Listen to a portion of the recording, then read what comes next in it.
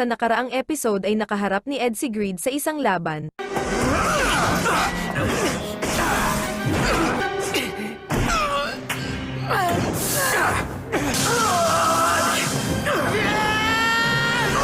Sa huli ay nagwagi sa laban si Ed pero bago mamatay si Greed ay sinabi nito sa kanya ang kahinaan ng mga homunculus. Matapos noon ay nag-decide na sina Ed na muling ipagpatuloy ang paghahanap sa mga Ishbalan. Sa sumunod na araw ay pinakita na sinabotahe ng magkapatid ang tren ng militar, para kuhanan ng impormasyon ang mga Ishbalan na nakasakay dito tungkol sa Philosopher's Stone. Pumayag ang master ni Scar na magbigay ng impormasyon kapalit ng pagsama ni na Ed kay Rick at sa kuya nito. Dahil doon ay sinimulan na nila ang pagtakas. Madali silang nakalayo sa lugar dahil kay Winry pero sinabihan ito ni Ed na umuwi na lang para hindi madamay. Ganun pa man ay tumanggi itong umuwi at sa halip ay pinatunayan na kailangan siya ni na Ed sa paglalakbay.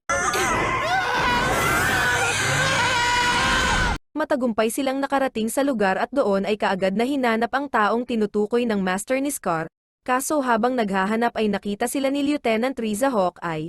Dito ay pinagalitan sila ni Riza dahil sa pagsasabotahe nila sa tren ng militar, tapos kinuwento nito na dahil kay Mustang ay nabawasan ang pagkamatay ng marami sa nangyaring kaguluhan.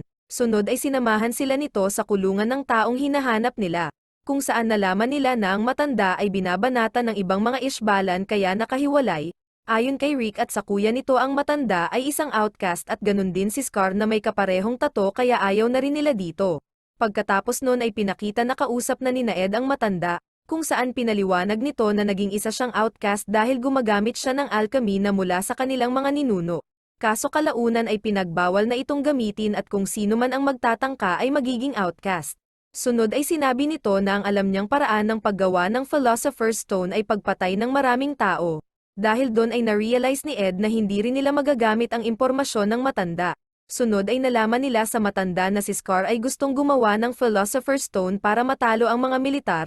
Habang nakikipag-usap si Ed sa matanda ay nalaman ni Winry sa magkapatid na bata, na ang pumatay sa kanyang mga magulang ay si Mustang. Sunod ay pinakita na sinabi ni Ed kay Riza na hindi binaril ng mga Ishbalan si Yoki kundi pinatay ni Lust gamit ang humahaba nitong mga daliri. Paglabas sa tent ay nakita nila sina Winry na nahuli na ng mga militar. Dito ay sinabi sa kanila ni Rick na gusto nilang sumama sa bagong refugee camp ng mga Ishbalan. Dahil doon ay sinabi na lang ni Ed sa dalawang bata na pipigilan nila si Scar na pumatay ng mga tao. Sinabi niya rin sa mga ito na huwag basta-basta maniniwala at matutong alamin ang mga sagot ng mag-isa. Pagkatapos noon ay nagulat sina Ed nang sabihin ni Winry na gusto niyang bumalik sa Central. Dahil doon ay si Ed at si Al na lang muli ang magkasama. Sa tren ay pinakita na tinanong ni Winry si Riza kung may nabaril na itong tao. Sumagot si Riza na marami.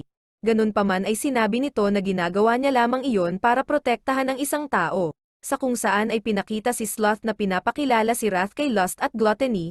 Tapos inutusan nito ang dalawa na muling sundan sina Ed at patayin kung kinakailangan. Samantala, pagdating ni Winry sa Central ay nalaman na nito na namatay si Hughes at gusto ni Hughes na tulungan si Mustang na maging farer. Dinalaw ni Winry si Hughes sa sementeryo at doon ay nakita niya si Sheska. Sunod ay pinakita na nasiraan ng sasakyan sina Ed sa daan. Dahil doon ay nag-decide na lang sila na maglakad.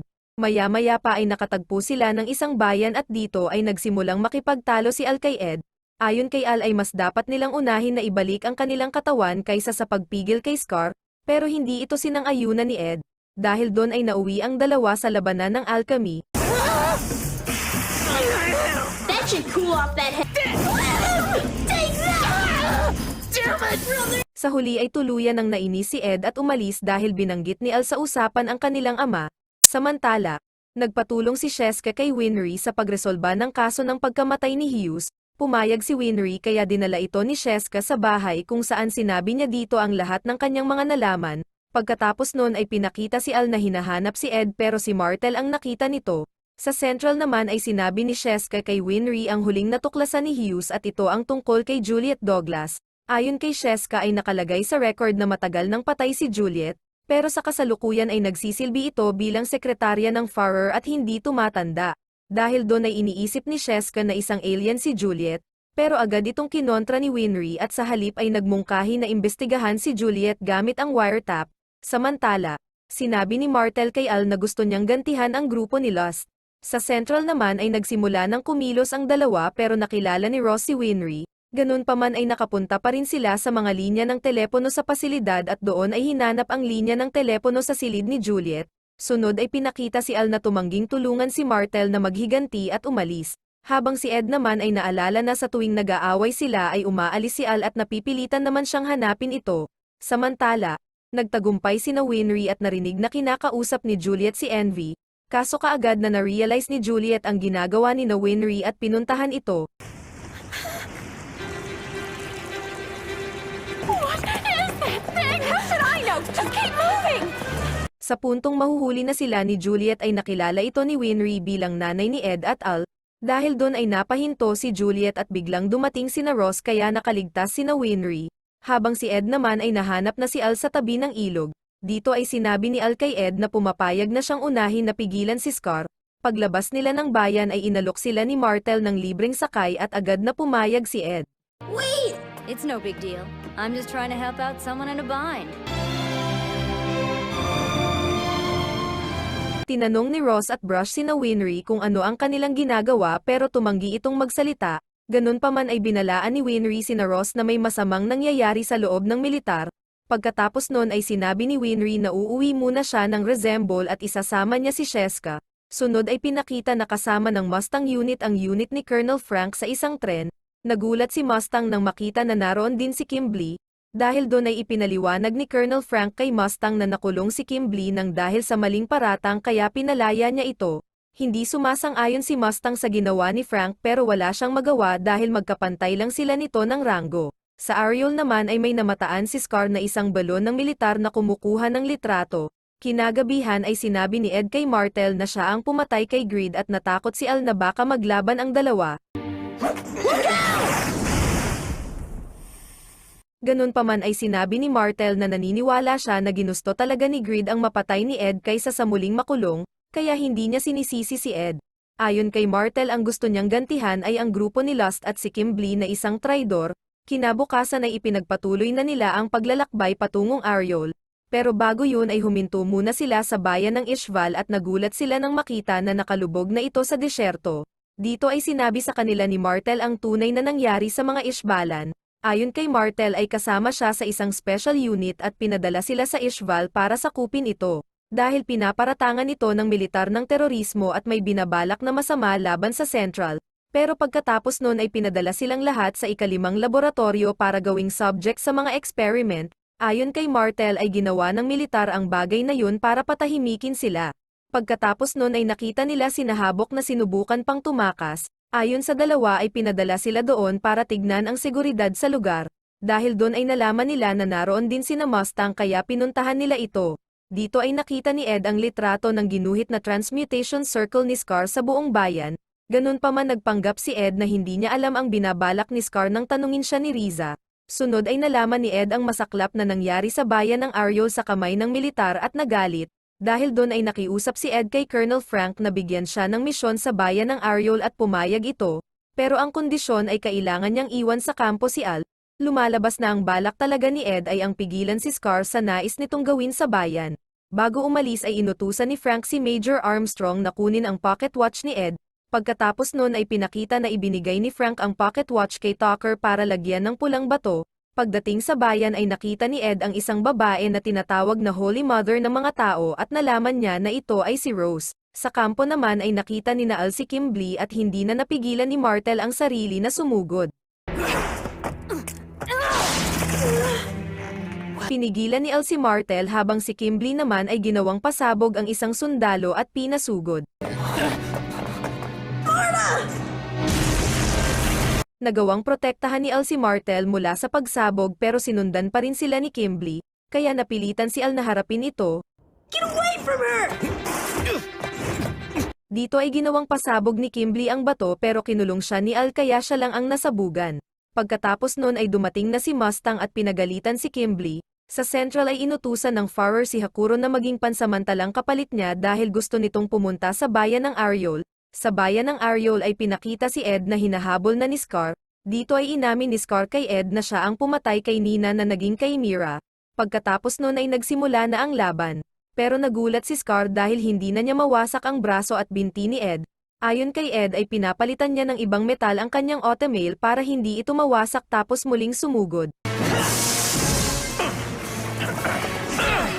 Sa huling sandali ng laban ay biglang nakialam si Lust at Gluttony, kaya pinatay muna ito ni Ed. Kaso muli lang itong bumangon na parang walang nangyari.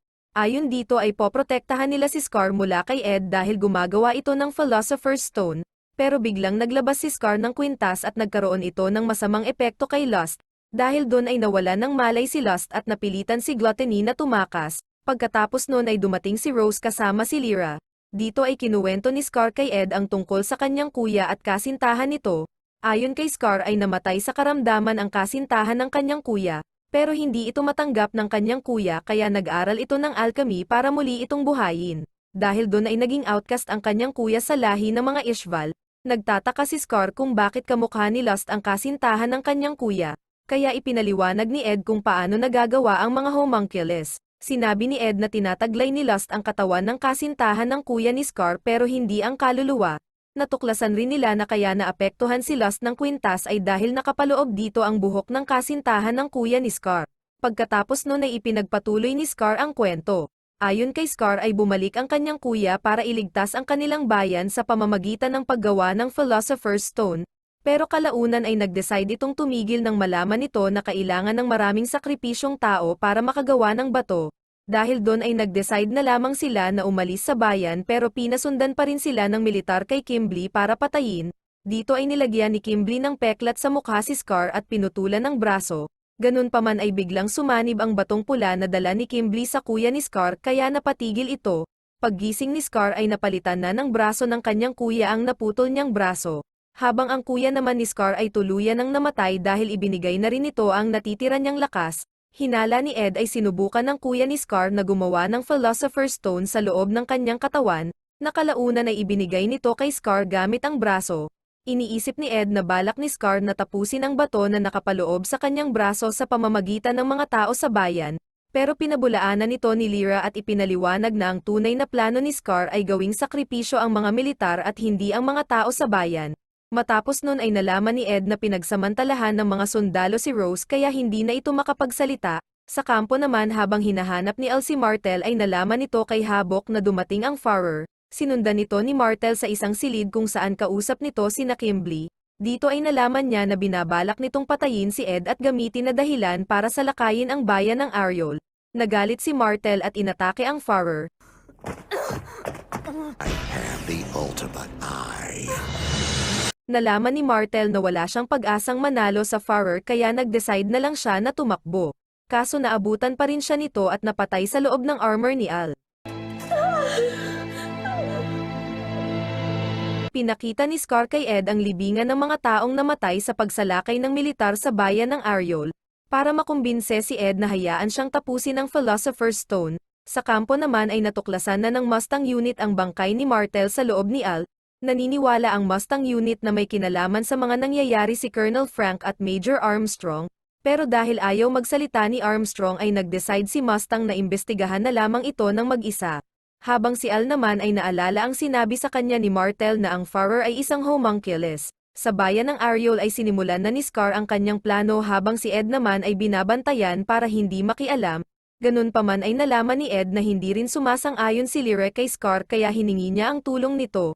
Kinagabihan ay may dumating na bata sa kampo na ipinadala ni Ed at dala nito ang sulat na naglalaman ng mga plano ni Scar, dahil doon ay inutusan ni Mustang si Al na puntahan si Ed, pero bago ito umalis ay ibinigay dito ni Riza ang pocket watch ni Ed na ibinalik ni Armstrong. Pagkatapos noon ay pinakita sina Kimblee na nagsisimula ng sumalakay sa bayan.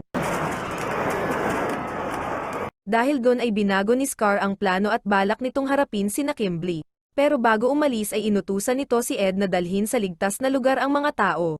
Sa kampo ay inutos ng Farer na itigil ang pag-atake dahil sa sulat na ipinadala ni Ed. Lumalabas na hindi nila pwedeng salakayin ang bayan dahil buhay pa rin si Ed. Pero hindi sumang-ayon si Lust at pinagpilitan na tutulungan niya si Scar na matapos nito ang Philosopher's Stone. Samantala, sa bayan ng Ariol ay nagkaharap na si Scar at ang grupo ni Kimblee. Napatigil si Scar nang mahigop ng kanyang braso ang dalang pulang bato ni Kimberly. Sa ilalim ng lupa ay pinakita si Ed na kasama ang mga tao palabas ng bayan, pero bigla silang inatake ni Sloth at Wrath. Maya-maya pa ay narinig ni Wrath ang iyak ng sanggol ni Rose at nagalit. Not so fast! Buti na lang ay napigilan ito ni Ed na salakayin si Rose. Sa ibabaw ng bayan ay nakita ni Al ang patuloy na naglalaban na sina Scar at Kimberly. Sa kalagitnaan ng laban ay biglang nakialam si Al at ginamitan ng alchemy si Kimberly, pero habang kinakausap niya si Scar ay nagawang makawala ni Kimberly at muling sumalakay. Ginawang bomba ni Kimberly ang buong braso ni Scar, pero pinutol lang ito ni Scar at sumugod. Kaso pagkatapos nun ay muling nakabangon si Kimberly at hinagis kay Scar ang pocket watch ni Ed na may pulang bato para hindi ito makagalaw, habang si Al naman ay ginawang bomba ni Kimberly. Samantala, na-realize na ni Ed na si Sloth ay gawa sa kanilang ina at sobrang natakot. Gustong samantalahin ni Wrath ang pagkakataon para patayin si Ed pero dumating si Rose. Stop it! Shut up! Tinanong ni Scar si Kimberly kung paano maibabalik sa dati si Al. Pero sinabi lang nito na wala siyang kakayahan na ibalik sa dati ang mga ginagawa niyang bomba bago tuluyang namatay. Ganun pa man ay gusto pa ring subukan ni Scar na tulungan si Al pero pinigilan siya ni Lost. Nagawang pigilan ni Ed si Wrath sa pag-atake nito kay Rose pero bigla siyang tinawag ni Sloth at pinalapit. Ganun pa man ay alam ni Ed ang binabalak ni Sloth kaya na-counter niya ang mga atake nito.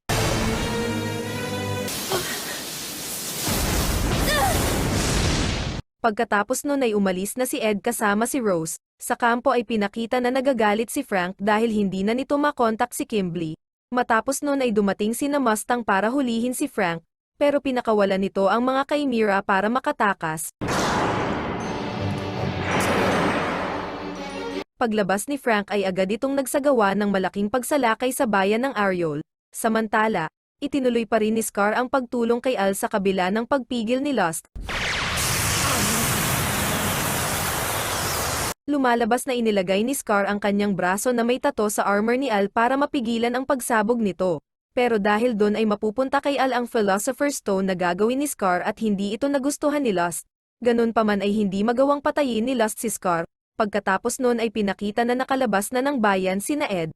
Dito na humiwalay si Ed sa grupo ni na Rose habang siya naman ay bumalik sa bayan para pigilan si Scar. Samantala, ginamit ni Scar ang bangkay ni Kimberly para pasunurin ang militar sa loob ng bayan. Dito ay hindi napigilan ni Scar na iligtas si Lost mula sa mga tama ng baril, dahil doon ay nalaman ni Lost na may gusto si Scar sa kasintahan ng kuya nito. Ayon kay Scar ay kinamumuhian niya ang kanyang kuya dahil tinalikuran nito ang mga turo ng kanilang Diyos at nag-aral ng alchemy. Ganun pa man nang makita niya ang magkapatid na Elric ay na-realize niya na mahal niya ang kanyang kuya. Pagkatapos noon ay nagpatuloy na si Scar sa kanyang plano. Sa labas ng bayan ay sinubukan na pigilan ni Ed si Frank pero hindi ito nakinig. Dahil doon ay natuloy ang binabalak ni Scar na paggawa sa Philosopher's Stone.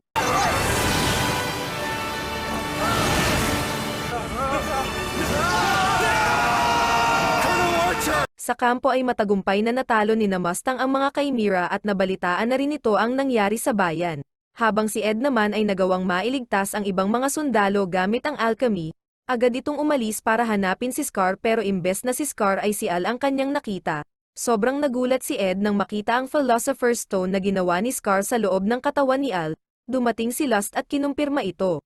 Tapos pinayuhan ang dalawa na umalis bago pa makita ng mga taong naghahangad sa bato. That's right.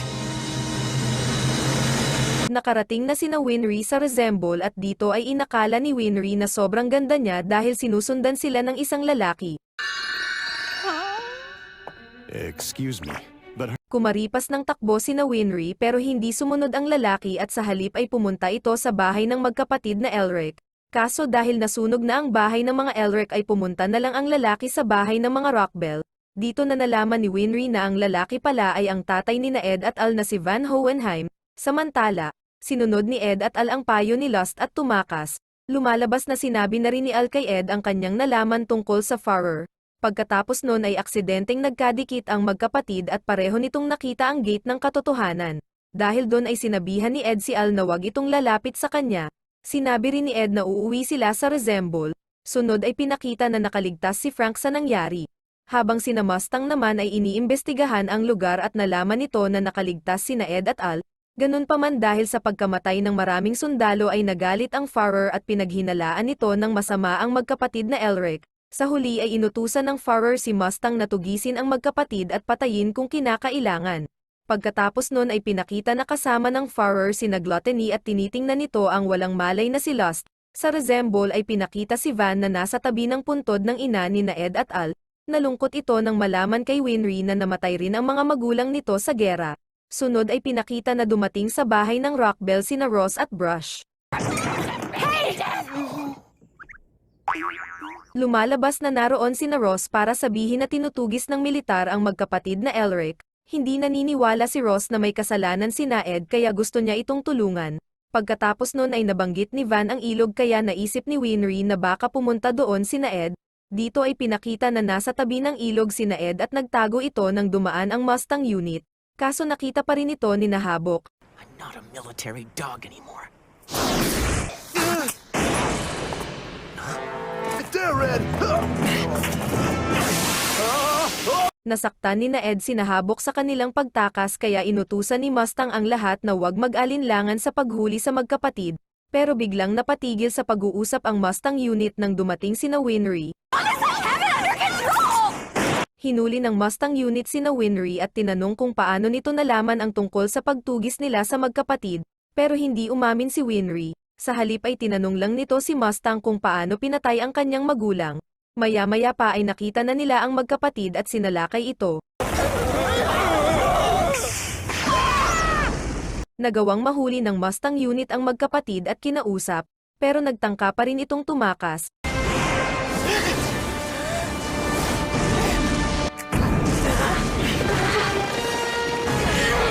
Hindi na kinakaya ni Winry ang mga nangyayari kaya nakiusap ito sa lahat na tumigil. Dito na sinabi ni Mustang na pinatay niya ang mga magulang ni Winry dahil ginagamot rin ito ang mga kalaban.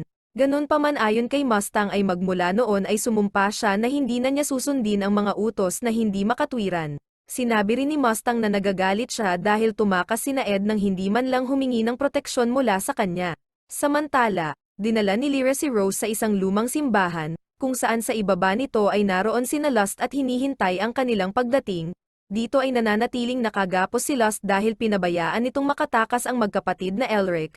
Ilang saglit pa ay pumasok na sa pinto si Lyra na kasama si Rose. Sa Resemble ay sinabi na nina Ed kina Mustang na ang Farrer ay isa ring homunculus. Dahil sa nakakagulat na revelasyon ay nag-decide na umalis si Major Armstrong kasama ang ibang mga sundalo, habang ang Mustang unit naman ay nanatili.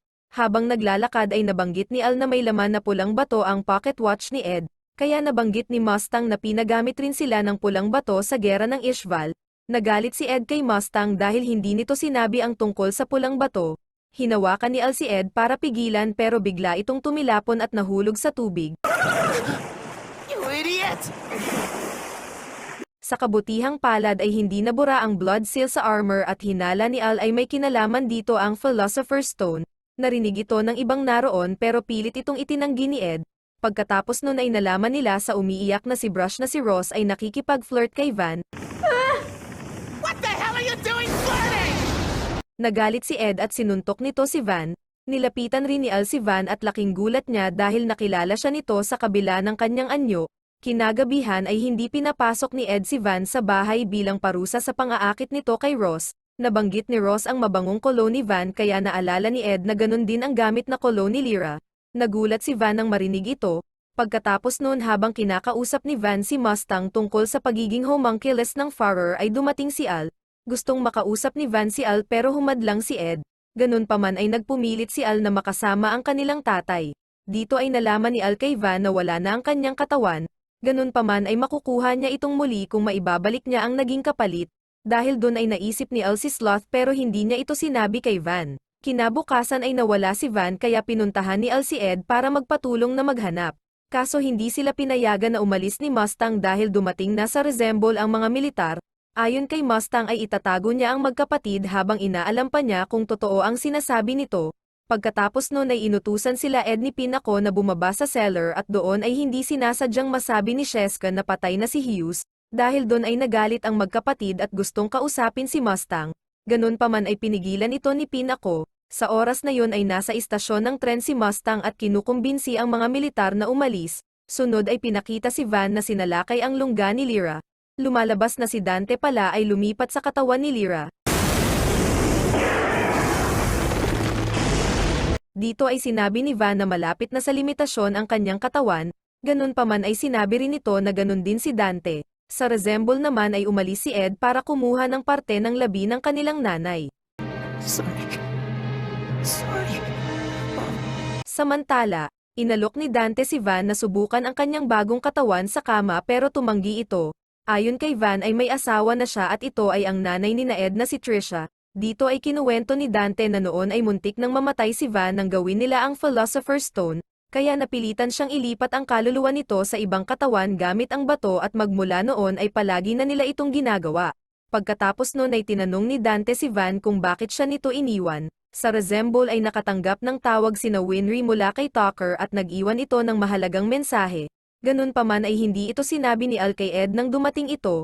Sa Central ay kasalukuyang tinatanong ng ibang mga opisyal si Mustang. Dito ay nagsinungaling si Mustang na wala sa resemble ang magkapatid. Sunod ay sinabi ni Mustang na may kinalaman si Juliet sa pagkamatay ni Hughes. Dahil dito ay napilitan ang Farrer na ipatigil ang pagpupulong. Sa resemble ay binago ni Ed ang kanilang mga hitsura bilang paghahanda sa kanilang muling pag-alis. Sa lungga ni Dante, ipinaliwanag ni Van na unti-unting nabubulok ang kanilang kaluluwa kahit pa lumilipat sila ng katawan, pero tumanggi si Dante na tanggapin ang katotohanan na ito. Sinabi ni Dante kay Van na naging Philosopher's Stone si Al. Matapos noon ay na-distract si Van nang makita si Sloth na kawangis ni Trisha.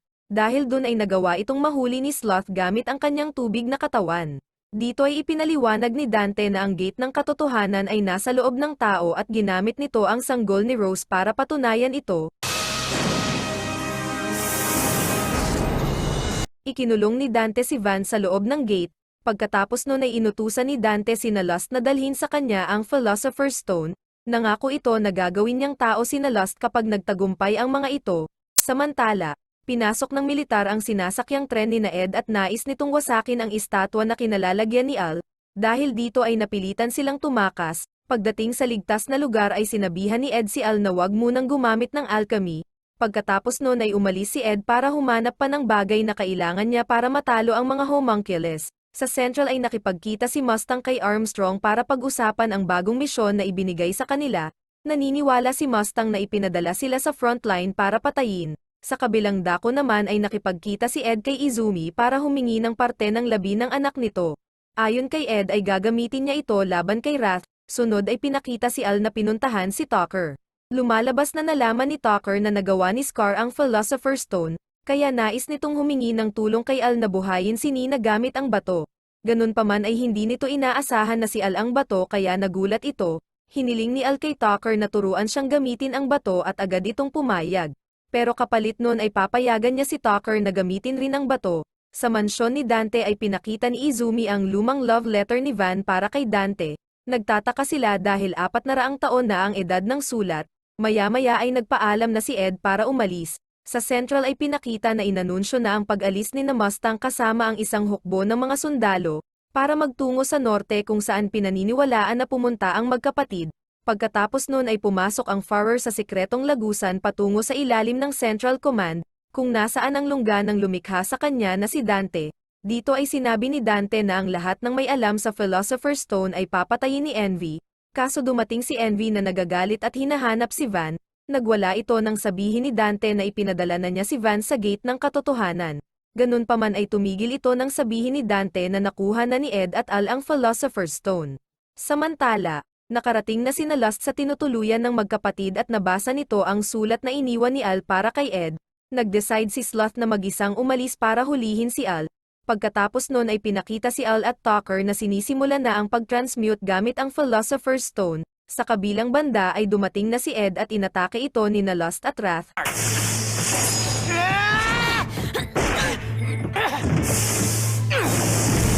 Nakatalon sa bintana si Ed pero agad itong nasundan ni na Lust at Wrath, ganun pa man ay biglang hiniling ni Lust kay Ed na gawin siyang tao at inatake si Wrath.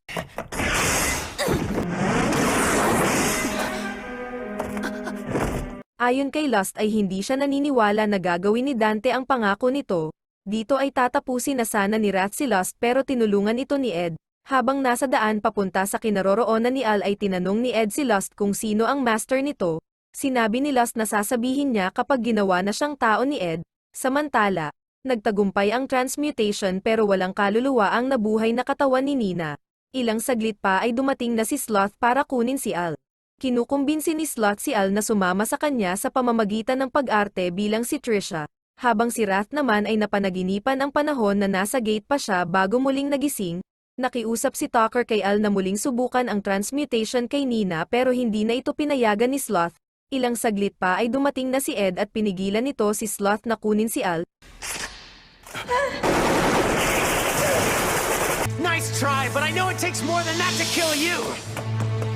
Nahulog sa patibong na inihanda ni Ed si Sloth, ipinaliwanag ni Ed na binase niya ito sa patibong na ginamit kay Greed, tapos pinasok sa katawan ni Sloth ang parte ng labi ni Trisha. Dumating si Lust at pinasalamatan ito ni Ed sa pagtulong sa kanya, kaso tinraidor ni Al si Ed nang itapon nito ang labi ni Trisha sa bintana. Dahil ayaw nito na patayin ni Ed si Sloth, muling nakialam si Lust at inutusan si Ed na kunin ang labi ni Trisha. Pero pagdating ni Ed sa labas ay hawak na ito ni Wrath kaya napilitan si Ed na harapin ito. Nakita ni Wrath na inaatake ni Lust si Sloth kaya ito naman ang kanyang sinalakay. Habang sumasalakay si Wrath ay pumasok si Sloth sa armor ni Al para kontrolin ito. Sinabihan ni Lust si Ed na sundan si Al habang siya naman ang bahala kay Wrath. I'll get my way! I'm going to be... Sa kasamaang palad ay napulot ni Wrath ang kwintas na kahinaan ni Lust kaya nagamit nito ang patibong ni Ed. Sa kabilang banda ay naabutan na ni Ed si Al na kinokontrol ni Sloth. Alam ni Ed na hindi niya pwedeng hawakan si Al kaya gumamit na lang siya ng transmutation circle.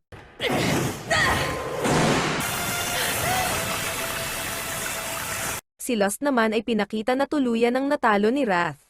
Sa panig naman ni Ed ay kinuwento ni Sloth na matapos siyang likhain ni Ed at Al ay naglakad siya palabas ng bahay. Nakita siya ni Dante at pinakain ng pulang bato kaya nagkaroon siya ng katawan. Nangako si Dante sa kanya na gagawin siyang tao kapag tinulungan niya ito na hanapin ang Philosopher's Stone. Pagkatapos nun ay nagawang makawala ni Sloth sa pagiging yelo at sinabi kay Ed na meron siyang mga alaala ni Trisha. Ayon kay Sloth ay pinapahirapan siya ng mga alaala na ito kaya gusto niyang patayin sina Ed at Al. Naniniwala siya na kapag namatay ang magkapatid ay mapapatunayan niya na hindi siya si Trisha. Hate you for creating me.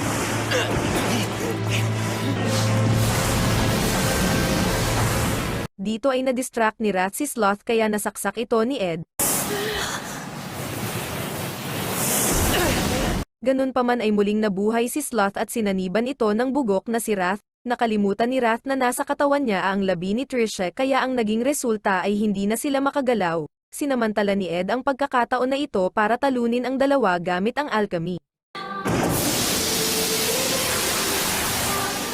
Sa Drachma ay ipinaliwanag ni Armstrong kay Mustang na malilito ang mga sundalo sa kanilang plano. Pagkatapos ay lumabas ito at kinumbinsi ang mga sundalo na mag-alsa laban sa Führer. Sa factory naman ay napilitan si Wrath na humiwalay kay Sloth, habang si Sloth naman ay nagpasalamat sa magkapatid bago mamatay.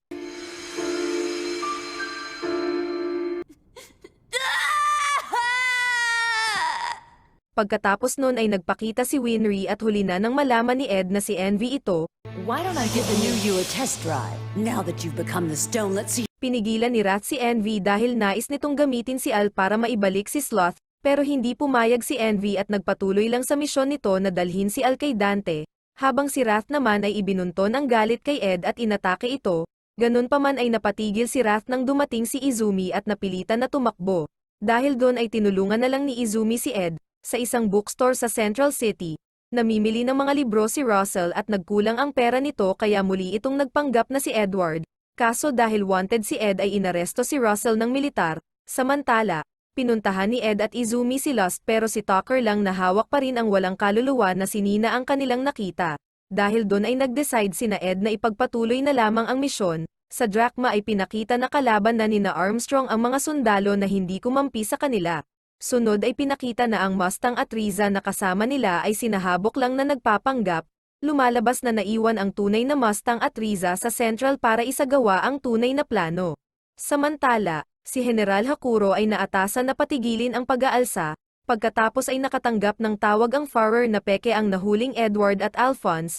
Dahil doon ay inutos ng Führer na patayin na lang ang magkapatid at sina Ross at Brush ang nautusan na gawin ito. Sunod ay pinakita si Mustang na nakuha na ang blueprint ng bahay ng Führer. Habang sina Ed at Izumi naman ay nagsimula ng umatake. Kinuha ni na Ross ang dalawa sa tulong ni Fletcher at ipinaliwanag na wala doon ang Führer dahil umuwi ito ng maaga. Lumalabas na nagawang maitakas ni na Ross ang magkapatid dahil sa ginawang pag-atake ni na Ed at Izumi. Ibinigay ni Fletcher kay Ed ang papel mula sa journal ng kanilang tatay na nagsasabi ng isang sikreto, pero biglang dumating si Frank at umatake. Dahil sa nangyari ay nag-decide si Izumi na magpaiwan para harapin si Frank. Sa labas ay nakita ni Ed sina Mustang at Riza na nakasakay sa isang sasakyan. Sinabi nito ang lahat ng kanilang plano kay Ed. Ganun pa man ay hindi sumama si Ed sa pagpunta nito sa bahay ng Führer. Sa halip ay nag-decide si Ed na puntahan si Dante. Umuwi sa bahay ang Führer para ibigay ang kanyang regalo sa ika-10 kaarawan ng kanyang anak. Sunod ay pinakita na nakarating na sa bahay ni Dante si Envy na dala si Al. Dito ay sinabi ni Envy na gusto niyang makita na naghihirap ang mga tao. Binanggit rin nito na maraming nagbuwis ng buhay para lamang magawa ang Philosopher's Stone na nasa katawan ni Al. Dahil dito ay nasabi ni Al sa sarili na sana ay namatay na lamang siya. Samantala, muling nakipagkita si Ed sa magkapatid para sa impormasyon na alam ng tatay ng mga ito. Ayon kay Russell ay may isang alchemist na nagdala sa kanilang tatay sa tunay na sikretong laboratorio. Nag-decide si Ed na puntahan ng mag-isa ang laboratorio. Pero bago pumasok ay nangako ito na hindi siya gagawa ng Philosopher's Stone. Pagpasok sa loob ay tumambad kay Ed ang isang syudad. Ayon sa kwento ni Russell ay nilubog sa ilalim ng lupa ang lumang syudad para gawing sakripisyo sa bato ang mga naninirahan dito. Sa ibang parte ng lugar ay ibinunyag ni Dante na si Rose ang susunod niyang magiging katawan. Ilang saglit pa ay naramdaman na nito si Ed. Pero sa kanilang pagbaba ay dumating si Wrath at hinihingi pa rin nito si Al para buhayin si Sloth. Sinabihan nila si Wrath na tumigil pero hindi ito sumunod kaya inutusan na ni Dante si Envy na banatan ito. Don't even think about it. Now come here. Sa Central Command naman ay pinakita na patuloy pa rin ang laban. Natalo si Izumi dahil sa kanyang karamdaman pero nagawa itong mailigtas ni na Ross at Brush. Sa ilalim ng syudad ay nakakita si Ed ng isang gusali, kung saan nakita niya si Rose sa loob na sumasayaw. Pagkatapos makipagsayaw kay Rose ay nalaman ni Ed na si Dante ang nagdala doon kay Rose. Dito ay sinubukan pa rin ni Dante na magpanggap bilang si Lyra, pero hindi na ito umubra kay Ed. Dahil dito ay inamin na ni Dante ang totoo, sinabi rin nito kung ano ang mga bayan na sinakripisyo niya para makagawa ng Philosopher's Stone, maging ang tungkol sa kanila ni Van ay sinabi rin nito kay Ed. Sunod ay sinabi ni Dante na gusto niyang gamitin ang katawan ni Rose para matikman si Ed sa kama. Pagkatapos noon ay inutusan ni Dante si Gluttony na salakayin si Ed, pero tinanong lang nito si Ed kung nasaan si Lust. Nang sabihin ni Ed ang totoo ay biglang nawala ng gana si Gluttony at umalis. Dahil sa nangyari ay si Dante na lang ang inatake ni Ed. Dito ay sinabi ni Dante kay Ed na hindi totoo ang pantay na palitan na pinaniniwalaan ng mga alchemist. Tapos kinuha nito ang sanggol ni Rose habang patuloy na pinangangaralan si Ed. Pero imbes na pakinggan si Dante ay mas inuna ni Ed na iligtas ang sanggol. Sa kasamaang palad ay ginamit ni Dante ang sanggol para maipadala si Ed sa gate ng katotohanan. Paggising ni Ed ay nasa ibang katawan na siya at dumating si Van para sabihan siya sa paparating na pangbobomba. Nagulat si Van nang ipaliwanag ni Ed ang nangyari. Zeppelins! Zep what?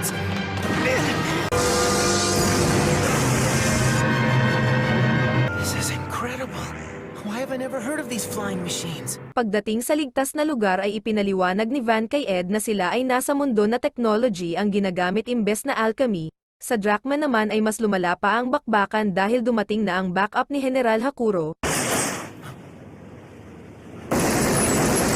Sa mansyon ay inutusan ng Führer ang kanyang anak na protektahan ang kanyang kayamanan. Pagkatapos nun ay dumating si Riza para kunin ang atensyon ng Farrer habang kumikilos si Mustang. Sa Central Command ay pinakita na patuloy pa rin na nilalabanan ni Frank ang grupo ni Ross. Narinig ni Frank sa isang sundalo na inaatake ang mansyon ng Farrer kaya umalis ito para tumulong. Samantala, ipinaliwanag ni Van kay Ed na ang mga taong namamatay doon ay ang pinagmumulan ng alchemy sa kanilang mundo. Lumalabas na ang mga enerhiya ng kaluluwa sa mundong ito ay napupunta sa mundo ni Ed. Dahil sa mga nalaman ay hindi na napigilan ni Ed na magalit kay Van. Ganun pa man ay sinabi ni Van na totoo ang pagmamahal niya sa nanay ni Ed at Al. Ayon kay Van ay napilitan lang siyang umalis dahil ayaw niyang makita ni Ed ang nabubulok niyang katawan. Sa lungga ni Dante ay pinakita na nasa isang bilog na si Al at inutusan ni Envy si Gluttony na kainin ito. Ayaw sumunod ni Gluttony kaya pinalakas ni Dante ang gutom nito gamit ang alchemy. Now he is pure. Sa kabilang mundo ay ibinunyag ni Van kay Ed na walang kakayahan si Dante na gumawa ng Philosopher's Stone ng mag-isa. Kaya naman gusto ni Dante na magpatulong kay Ed sa paggawa bilang pamalit kay Van na nagtatago. Pagkatapos nun ay umalis na si Van at pinayuhan na lang nito si Ed na bumalik sa kabilang mundo ng mag-isa. Dahil ayon dito ay dala niya ang kanyang katawan nang tumawid siya sa gate kaya hindi na siya pwedeng bumalik. Kaso habang naglalakad si Ed ay nabagsakan ito ng Zeppelin na sumabog.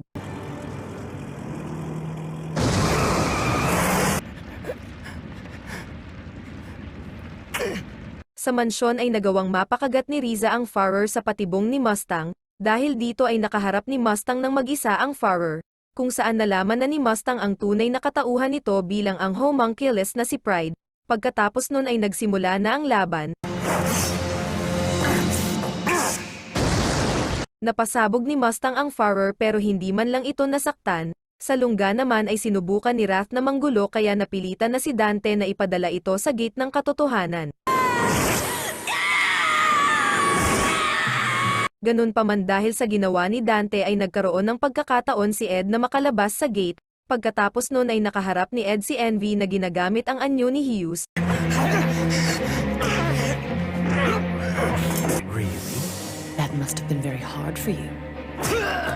Dito ay nalaman ni Ed na hindi siya pwedeng gumamit ng alchemy dahil manganganib ang buhay ni Al, kaya napilitan si Ed na lumaban ng mano-mano.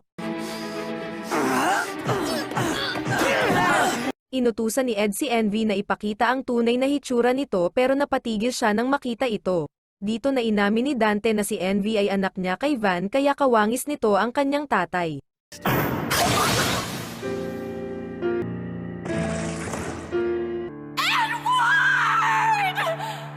Sinamantala ni Envy ang pagkabigla ni Ed at sinaksak ito sa dibdib. Hindi makapaniwala sina Al sa nangyari pero wala silang magawa. Kaya naman nilapitan na ni Gluttony si Al para kainin. Sunod ay pinakita na nakarating na sa mansyon si Frank at inatake nito si Riza. Habang nagkakagulo ay lumabas sa sasakyan ang anak ni Pride. Sa loob naman ng mansyon ay pinakita na nagagawang patayin ni Mustang si Pride pero muli lang itong bumabangon. Pero sa puntong papatayin na ni Pride si Mustang ay dumating ang anak nito. Lumapit ito at biglang hindi nakagalaw si Pride dahil dala pala nito ang kayamanan. Sobrang nagalit si Pride at sinakal ang kanyang anak na engot. Ganun pa man dahil sa nangyari ay nagawang makawala ni Mustang at nakuha nito ang kahinaan ni Pride na tinatawag nitong kayamanan. Samantala, kinakain na ni Gluttony si Al pero bigla itong gumamit ng alchemy para makabangon. Lumapit si Al sa bangkay ni Ed at ginamit ang Philosopher's Stone para buhayin ito. I'll miss you. Sa mansyon naman ay pinakita na natalo na ni Mustang si Pride. Pagkatapos ay lumabas dala ang bangkay ng bata pero tinutukan ito ng baril ni Frank. Agad na binaril ni Riza si Frank para mapigilan ito.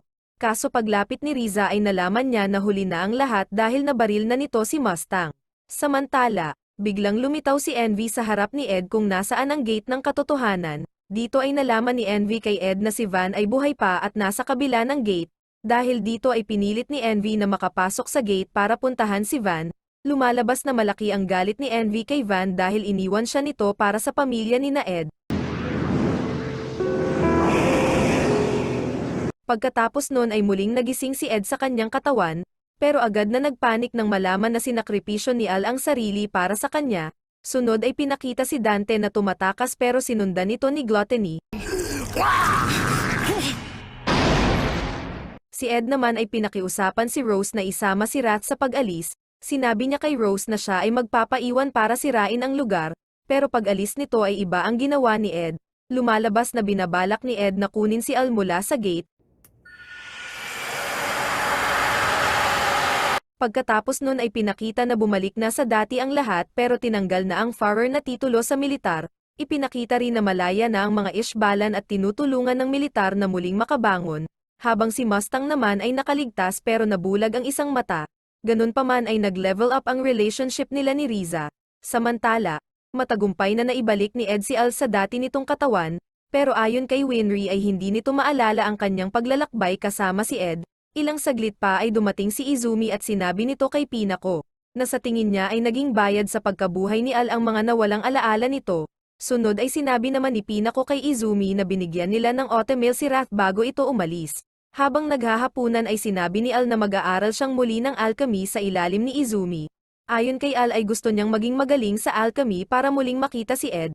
Dahil doon ay sumama si Al sa pag-alis ni na Izumi kinabukasan. Sa kabilang mundo ay pinakita na muling magkasama sina Ed at Van. Dito ay sinabi ni Ed kay Van na mag-aaral siyang gumawa ng rocket. Dahil naniniwala siya na magagamit niya ito para makabalik sa pinanggalingan nilang mundo. Habang nakasakay sa tren ay nagbitiw ng pangako si Ed na balang araw ay magkikita silang muli ni Al. Matapos nun ay pinakita rin si Al na ipinangako rin na magkikita silang muli.